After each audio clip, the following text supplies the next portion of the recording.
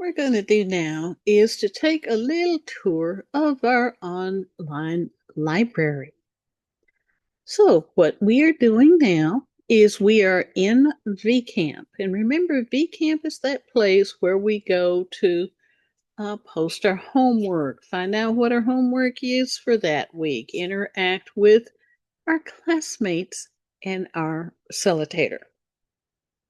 Now, to get to the library, it's real easy. All you got to do, come up here, click on library. Now, once you're at the library, you have some choices to make. Now, if you're a CJ student, click on CJ articles. If you are a business student, go ahead and just click on regular articles. Now, that's going to bring you to a place called One Search. Now, One Search is that place where you type in your keyword. And we'll pretend for right now that we're working on a paper that has to do with turnover rate. So we just come right up here and we type in turnover rate and we click search.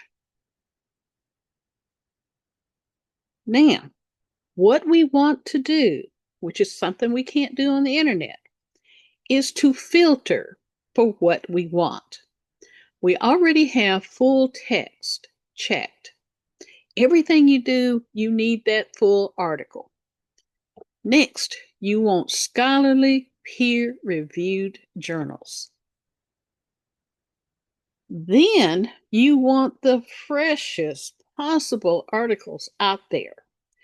You are going to get the little drop down and click past 12 months.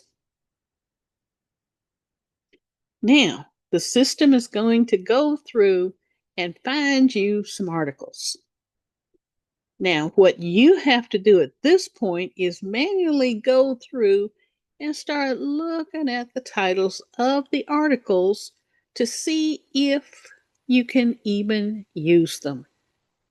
So what we're going to do is just kind of mosey down through here and we'll just pretend. We're going to pretend that we've noticed this article and we're just going to click on it. So once it is up, we see the title, we see the journal is published in, we also have the authors or author. We should not use an article if it doesn't have authors with it. It can be cited, but that puts a little bit more work on you. And we're trying to work smarter, not harder. Another thing, subject terms. Coming up with subject terms, also known as keywords, is sometimes hard for us. We might have a mental block when it comes to coming up with new keywords. So what I do is I keep a paper and pencil handy and I start writing down some of those words just in case I have to start over. And then, of course, there's the abstract. And what you'll want to do with the abstract is quickly scan the abstract to see if you can even use that particular article.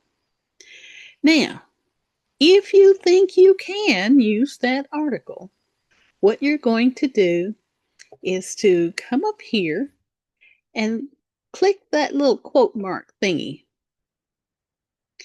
And if you look right here, this is what would go on the reference page. And if you'll remember from orientation, I had mentioned try not to use articles that don't have a DOI number.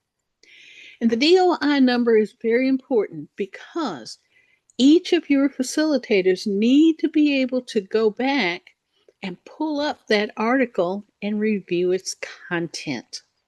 And it's very easy for us to do when we just copy and paste. Now, another thing we want to do, and that is we want to download the article. Because when you think about it, Maybe a couple of months down the road, you might remember something that you read.